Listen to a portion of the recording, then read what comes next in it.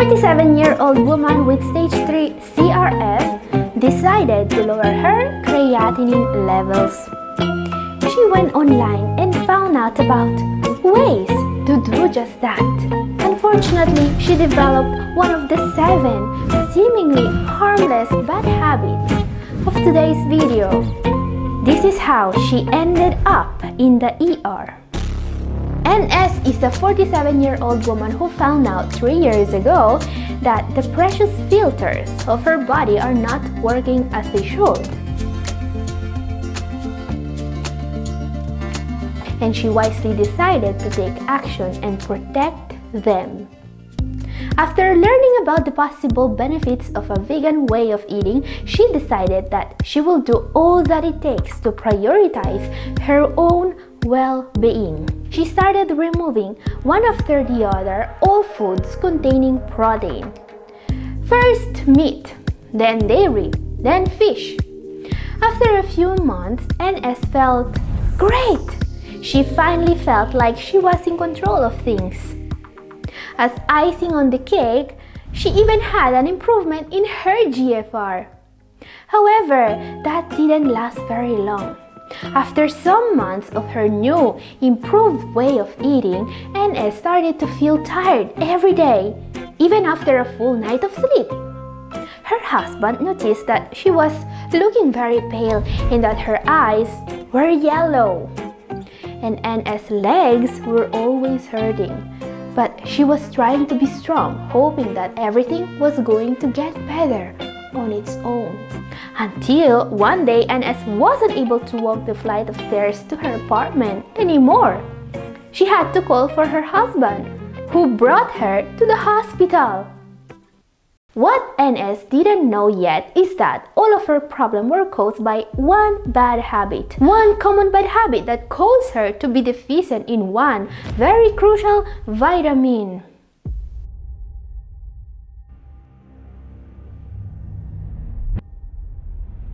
Is one seemingly harmless bad habit going to undo all NS did to protect the precious filters of her body? Gathering here, today's video is a cautionary tale. NS story will teach us all a very important lesson. Because while her intentions were good, she wasn't properly informed about the importance of certain vitamins. Don't do that mistake.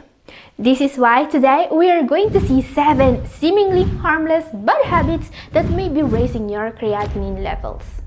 Starting with our number 7, which is taking sodium ascorbate, the most common form of vitamin C. While this bad habit is not nearly as dangerous as what caused NS problem, it is still worth avoiding taking sodium ascorbate if you have CRF or a decreased GFR. Because while those with CRF are recommended by current guideline to supplement vitamin C in low amounts, you also want to make sure you are taking the right form.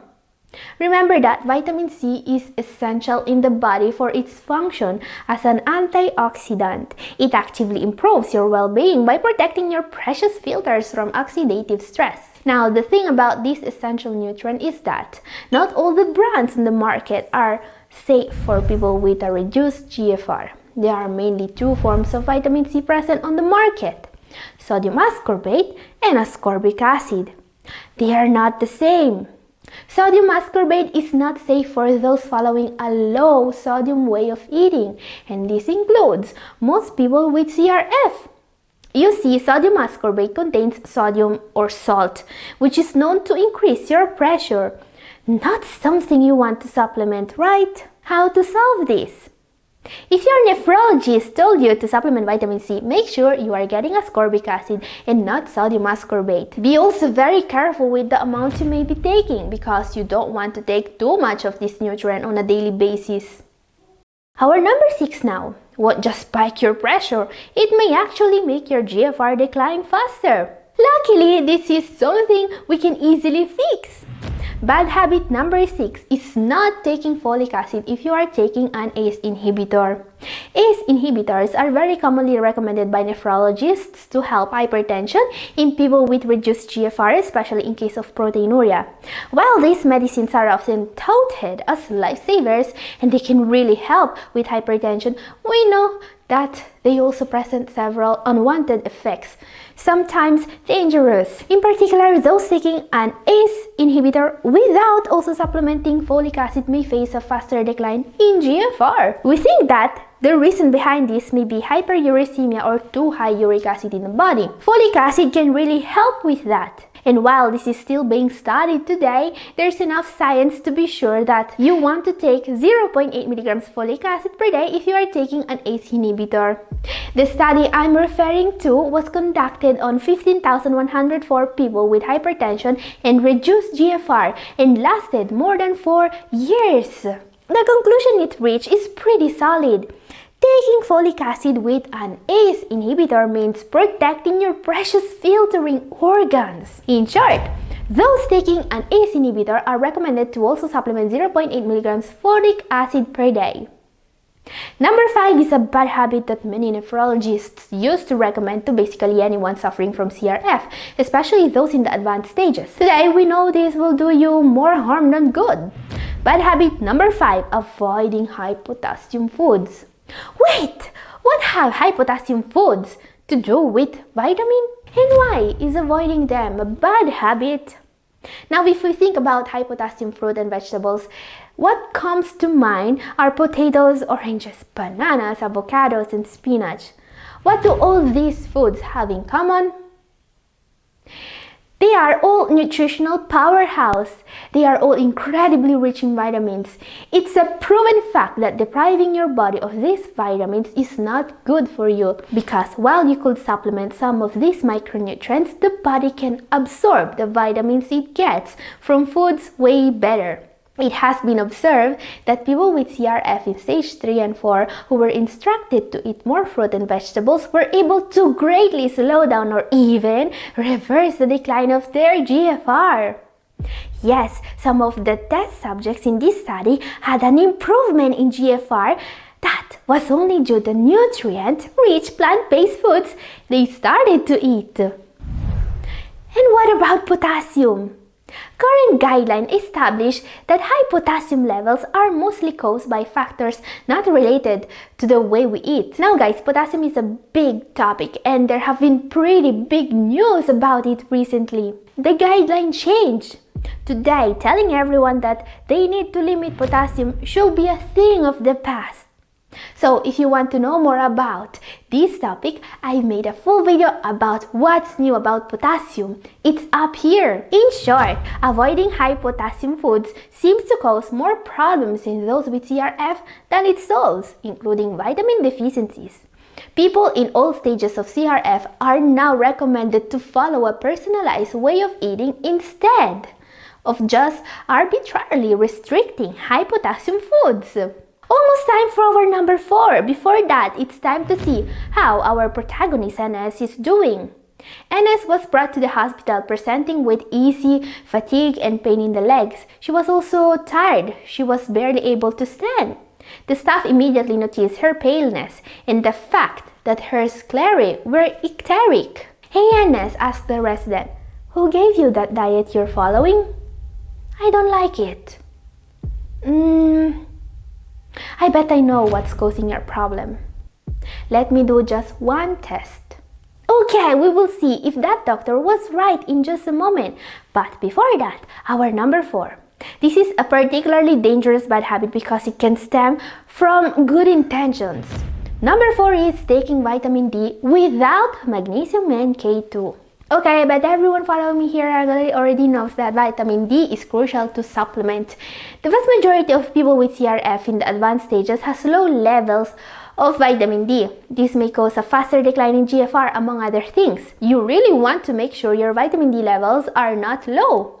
What not many people know is that there are 2 other crucial nutrients you need to make vitamin D work. First of all, when supplementing vitamin D, you also need magnesium. Studies found out that the body depends on magnesium to convert vitamin D into its active form. So if your magnesium is low, a very common issue for those with CRF, your vitamin D is going to be low too, no matter how much you supplement. And also vitamin K2. Now, the main role of vitamin D in the body is to make calcium the building block of your bones. However, vitamin D only makes calcium. It doesn't really tell the body where to put it. Another vitamin does that, vitamin K2. People taking vitamin D without K2 may risk arterial calcification. This is a serious condition in which calcium ends up in the arteries, making them stiff instead that in the bones. Always take vitamin K2 to avoid this. Time now for our bad habit number 3. This is a serious, dangerous one. Taking multivitamins with vitamin A. Okay, now we enter the territory of seriously dangerous bad habits. Don't do any of this. In particular, our number 3 is about multivitamins. You know, those you can buy in most supermarkets or general stores.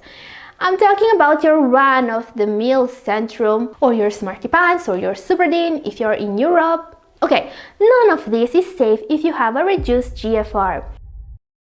The reason is the presence of fat-soluble vitamins, vitamin A in particular, that are not safe for people in any stage of CRF. You see, when the precious filters of the body are not working at 100%, their ability of getting rid of certain nutrients decline. Some of these nutrients are potassium, phosphorus, and also vitamin A. This last micronutrient in particular may become toxic even in the amounts present in most multivitamins. So if you need a multivitamin, make sure you are using one specifically made with your needs in mind. What can be even worse than a vitamin that can accumulate and become toxic? Number 2 is not caring about vitamin levels if you have CRF. Okay. After learning about all the dangers linked to supplementing these essential nutrients, one may think that completely avoiding any letter of the alphabet may be the best strategy. And while that would work for the general population, I don't recommend disregarding any level, especially vitamin D levels, to anyone with renal issues. You see, the issue here is that none of the supplements you can get from the supermarket actually are the active form.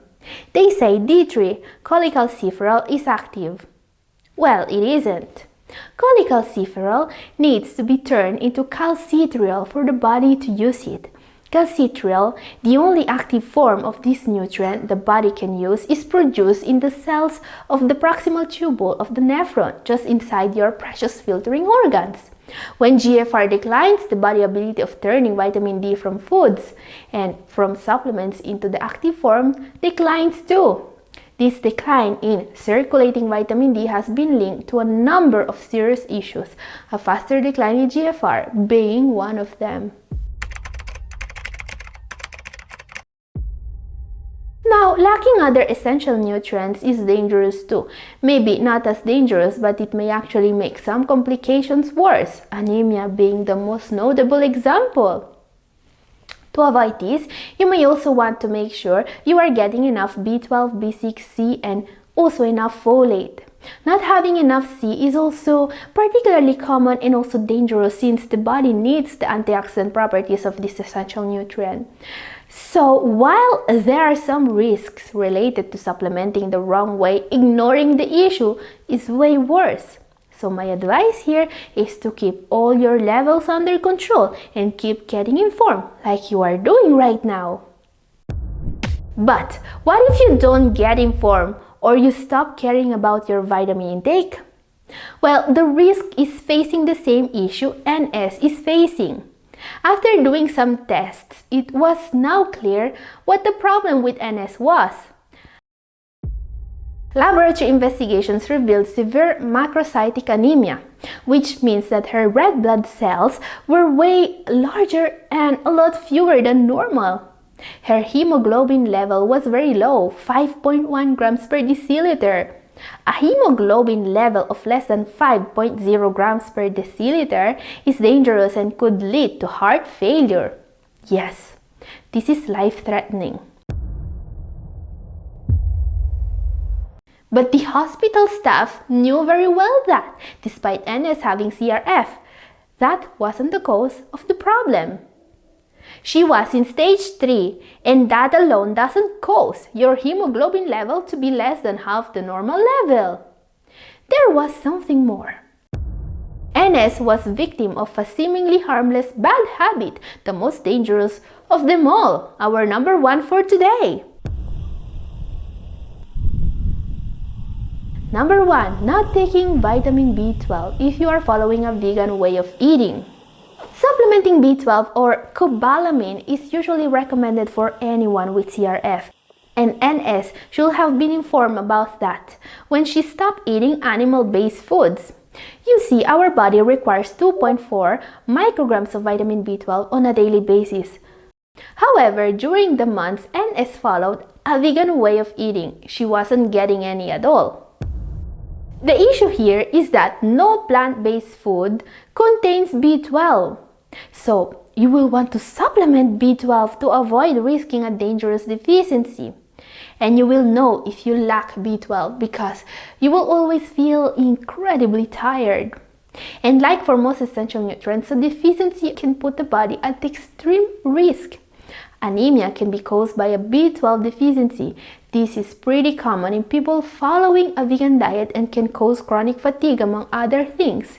Other signs that B12 is too low may include muscle weakness, numb or tingling feeling in hands and feet, feeling cold when others are warm, paleness but also nausea and weight loss. In some cases, also pain in the legs and icteric sclerae may be present. Icteric sclerae means the white part of your eye is yellow. Now, anemia is a serious condition and can directly put your kidneys in danger. However, it can be treated and in most cases, the damage can be reversed. After being informed about NS being vegan and about her very low hemoglobin level, the hospital staff also tested her for B12 levels. Not surprisingly, her B12 levels was very low. The theory of that resident doctor was immediately confirmed, and NS was started on intramuscular cyanocobalamin.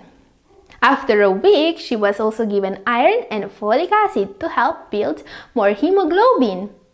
And it worked! Just a few days after starting taking B12, NS felt immediately better.